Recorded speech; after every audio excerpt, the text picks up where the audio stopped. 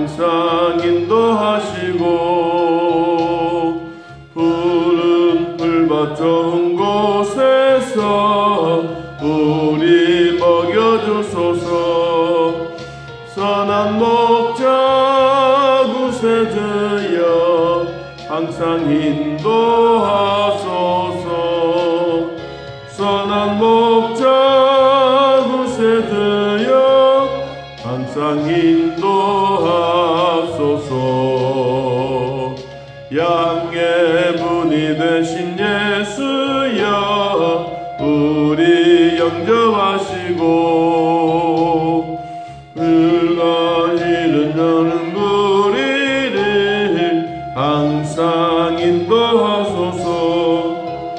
선한 목자 굿에 들여 기도 들어주소서. 선한 목자 굿에 들여 기도 들어주소서. 흠이 많고 약한 우리를 용납하여 주시고 주의 넓고 크신 은혜로 자유 얻게 하셨네. 선한 목자 굿에 들여 지금 나아갑니다.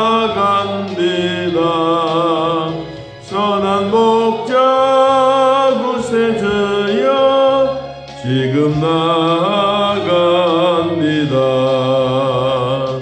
일찍 주의 뜻을 따라서 살아가게 하시고 주의 크신 사랑 베푸사 따라가게 하소서. 선한 목자 굿에 들여 항상 인도하소서. 선한 목자 굿에 들여 항상 인도하소서.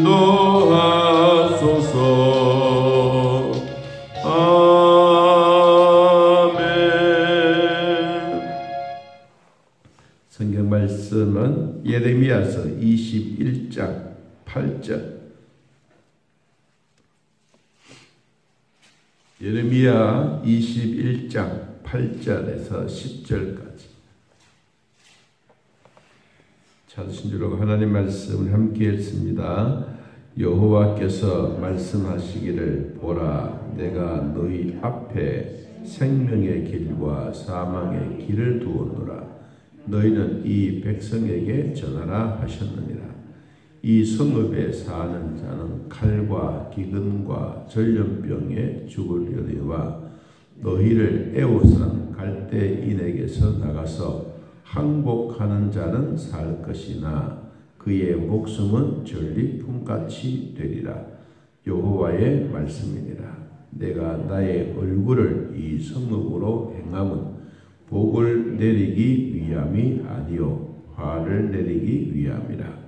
이 성읍이 바벨론 왕의 손에 넘김이 될 것이요 그는 그것을 불사르리라. 아멘. 오늘 10절 말씀에 보니까 여호와의 얼굴이, 나의 얼굴이 성읍으로 향하면 두 가지 중에 하나입니다. 하나는 복을 주시기 위함이고 또 하나는 화를 내리기 위함이다. 이 참말에 중요한 내용이죠. 자, 그러는 가운데 화도 있고 복도 있는데 선택은 누가 하느냐? 선택은 8절에 보라, 내가 너희 앞에 생명의 길과 사망의 길을 두었다. 우리로 말하면 참 전환점입니다. 어느 한 시기가 되어지고 이런 위기가 오면 이 두 가지 길 가운데 선택은 우리 자신이 하는 것입니다. 오늘 이 말씀의 그 역사적인 배경은 BC 588년 이 바벨론 왕 느부갓네살 왕이 있었는데 이 왕이 이 유다 나라를 침공한 것입니다. 여러분 실질적으로 이 유다는 우리로 말하면 이 강원도 정도 되는 작은 땅입니다. 작은 땅인데도 불구하고 이 우리나라로 비교하면 남한 땅인데 중국의 거대한 저런 나라들 우리나라를 침공하러 내려오는 거예요. 자, 그러면 한마디로 말해서 그냥 한 주먹감도 되지도 않는 작은 땅덩어리를 갖고 있는 유다를 마음대로 되지 않는 거예요. 강대국이라고 하던 넓은 땅을 가지고 있던 인구가 많던 전쟁을 하면 늘 안 되는 거예요. 그러니까 지금 또 세계적인 정세 보면 이 이스라엘 나라 대통령이 누가 되느냐에 따라서 우파나 좌파나 영향력이 있어요. 미국 대통령도 선거하고 나면 저분은 우파다 좌파다 우리나라에 큰 영향력이 있을 것이다 없을 것이다 이런 얘기 하잖아요. 그런데 실질적으로 이 조그마한 나라 이 유다 이스라엘 나라에 왕이 되거나 뭐 큰 인물이 되면 그 사람이 어떤 사람인가에 따라서 역사의 흐름은 달라지는 거예요. 그만큼 선민 하나님이 택하신 백성들의 삶에 대한 것이나 그분들의 지혜로운 것은 이 지상의 사람들이 따라갈 수가 없는 거예요. 그러니까 이 우리나라 말한 강원도 같은 조그마한 나라이지만 이 나라에서 이 노벨 상들 받은 사람들이 전 인구의 3분의 1이 될 만큼 아주 위대한 지도자의 지혜를 주신 거예요. 선민이기 때문에 우리도 하나님의 선택받은 백성입니다. 그래서 우리 하나님의 자녀라고 말하죠. 오늘 우리 자녀들이 우리가 해야 할 오늘 이 사망의 길과 생명의 길 가운데 전환점에 서 있다면 우리가 어떻게 해야 이러한 일을 극복해 나갈 수가 있을까 하는 것입니다. 이 바벨론 나라 느부갓네살 왕이 이제 침략을 해서 포위를 하는 거예요. 뭐 성을 해봐야 조그마한 성이니까 뭐 한 10만 명, 100만 명 오면 막 이 사람이 딱 붙어가지고 쫙 둘러싸면 포위가 되는 거예요. 이렇게 포위되어 있는 상황 가운데 지도자, 선지자를 부르는 거예요. 왕이. 야, 우리 쟤는 큰일 났다. 이 전쟁의 위기 속에 좀 하나님께 기도해봐라. 그리고 우리가 이길는지 질는지 한번 물어보는 거예요. 여러분, 이런 물어보고 있는 이때 이 왕은 선지자를 통하여 흘러내리는 그 말씀 보다가 그래도 전쟁이 나면 뭐요? 자기 우군들이 있어야 되잖아요. 우군들. 그래서 우군들을 막 모집하는 거예요. 반 바벨론 나라를 상대해서 전쟁에서 한 번이라도 패를 했거나 아니면 전쟁에서 위기 속에서 승리를 했거나 그런 나라들을 이 스디기야 왕이 이제 찾아가서 우리로 말하면 외교를 하는 거예요. 어떤 사람 나라였냐니까 애굽이라고 하는 나라, 그리고 암몬, 두론, 모압, 시돈 이제 이런 나라들이 연합해서 이제 바벨론 나라를 대항하기 위해서 준비하고 있습니다. 여러분 실질적으로 이 바벨론 나라를 대항하려고 하면 이렇게 조그마한 나라들은 아무리 해도 실질적으로 이길 수가 없어요. 군사력이나. 그런데도 이 예레미야 선지자에게 찾아와서 이렇게 시드기야 왕이 그 이야기를 듣고 이제 고민이 되는 거예요. 자, 21장 1절의 말씀을 봅니다. 21장 1절. 여호와께로부터 누구에게? 예레미야에게 말씀이 임하니라. 시드기야 왕이 말기야의 아들 바솔과 제사장 마세야의 아들 스바냐를 누구에게? 예레미야에게 보내세요. 자, 나라의 상황이 이렇습니다 라고 합니다. 2절. 바벨론의 느부갓네살 왕이 우리를 친히 친다는 말이 전쟁을 하니 청컨대 너는 우리를 위하여 여호와께 뭐해라? 간구해 달라. 여호와께서 혹시 그의 모든 기적으로 우리를 도와 행하시면 그가 우리를 떠나리라 하니. 그랬어요. 이 그가라고 하는 이 말은 하나님이 떠난다는 말이 아니라 이 바벨론 나라가 이제 우리 곁을 떠나가게 될 것이다. 하나님으로 말미암아 큰 기적이 일어나게 된다면 이 말이에요. 자, 그래도 시드기야 왕이 하나님을 잊어버리지는 않았어. 여러분, 사람도 요 히스기야 왕처럼 이렇습니다. 뭐냐면 잘 되면 절대로 하나님 찾지 않습니다. 근데 조금 어렵고 힘들면 한번 기도라도 한번 해볼까? 누구 말 따나? 기도 따나 한번 해볼까? 이렇게 생각한다고요.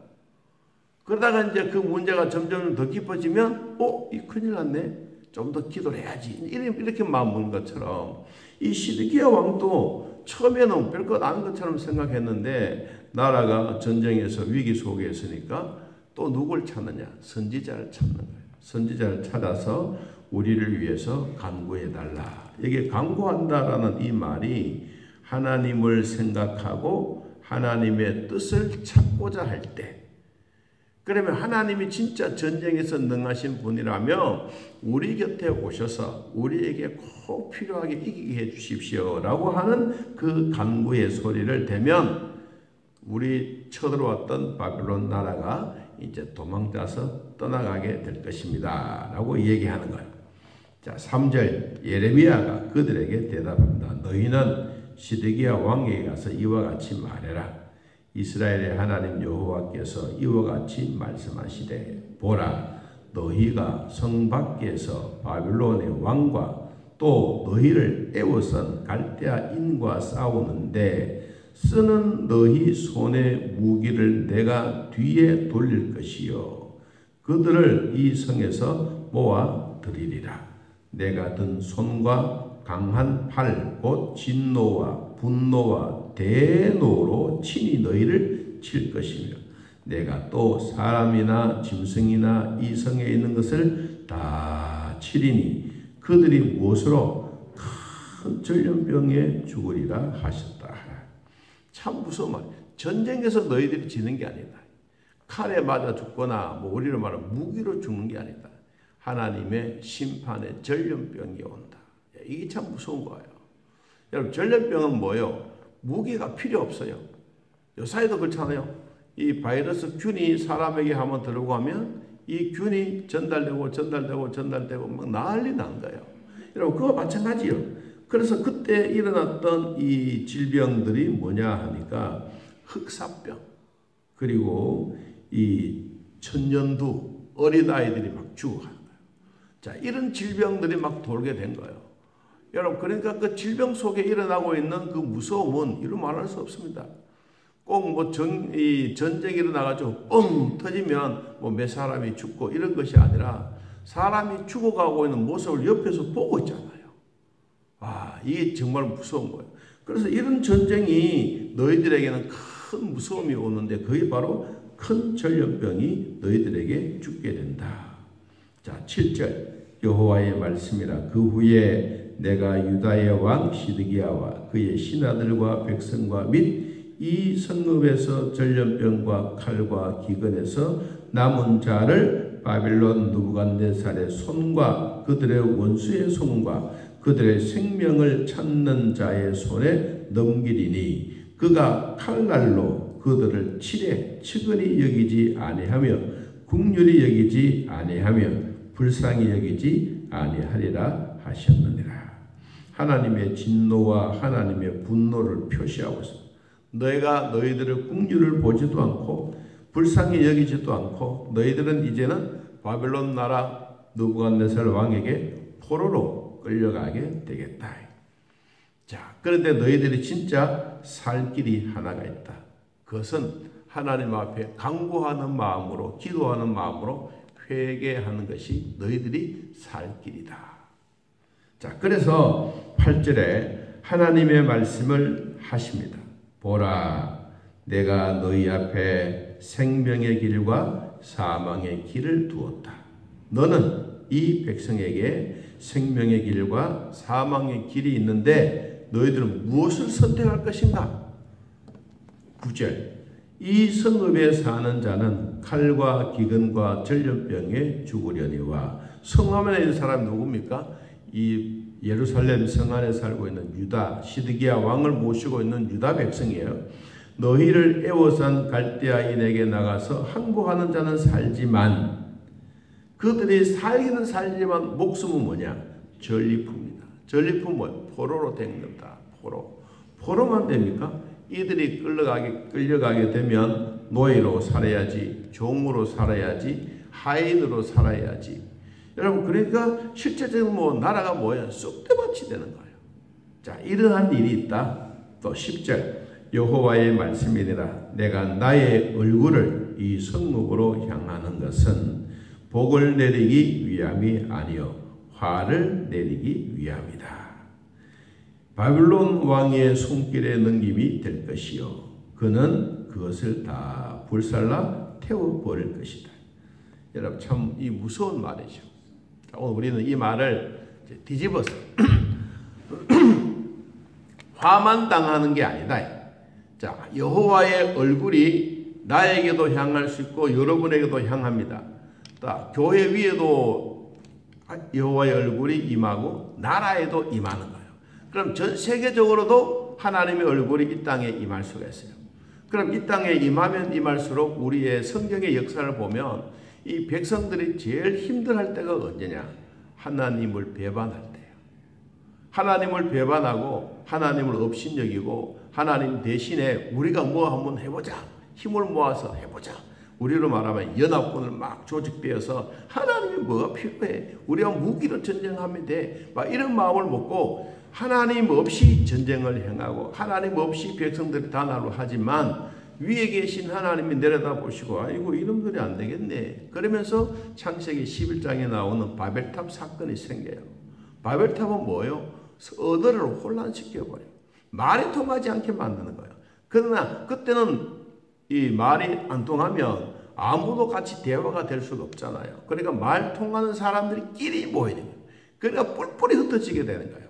여러분, 전쟁은, 위기는 그런 것입니다. 하나님이 하시는 일은 꼭 뭐 무기를 가지고 막 포탄을 터뜨려 이런 것이 아니라 병균을 통해서라도 전염병이 일어나는 거예요. 우리는 이것을 꼭 기억해야 됩니다. 오늘 또 여호와의 얼굴이 나와 여러분들에게 향할 때 하나님이 우리에게 주시려고 하시는 복을 주시기를 기도해야 돼요.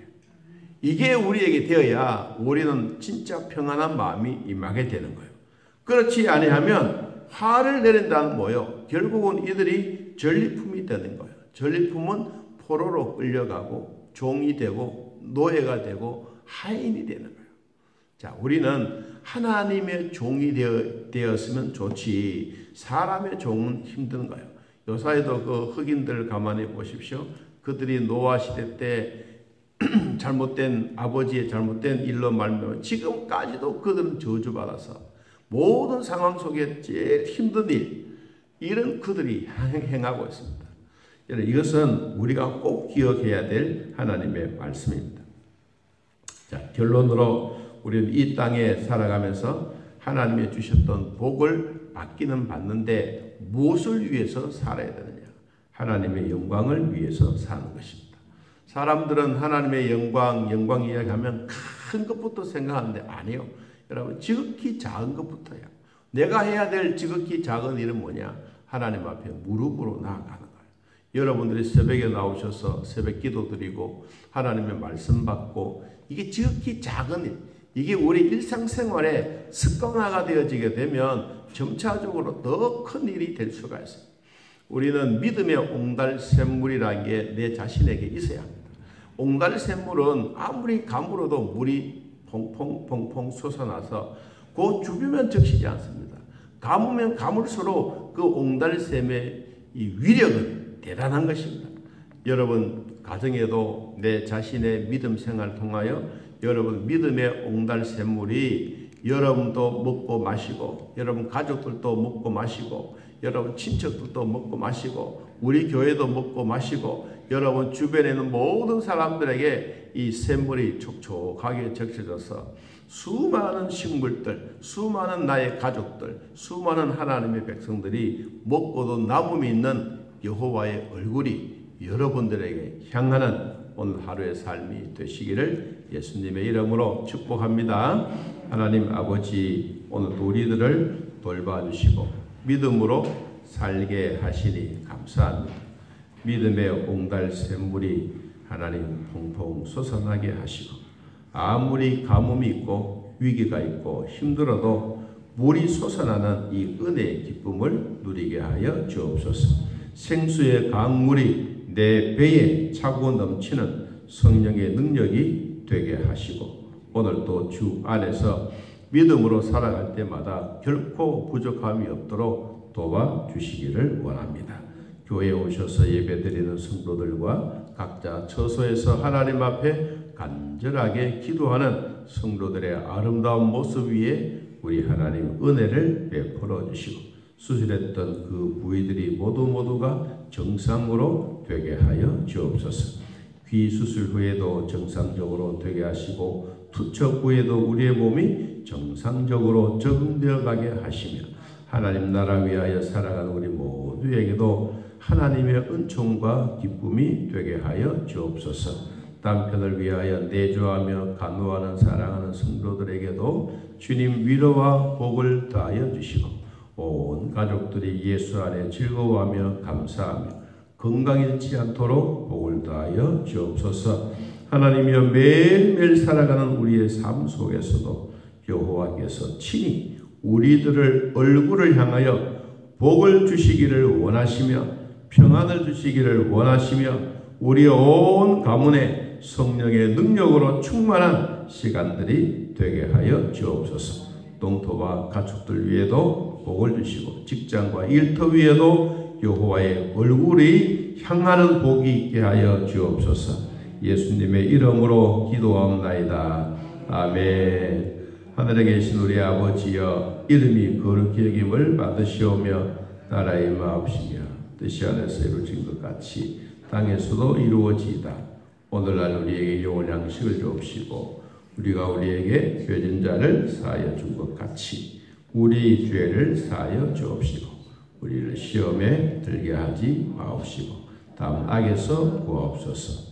내 나라와 권세와 영광의 아버지께 영원히 있사옵나이다. 아멘. 자유롭게 기도드리겠습니다.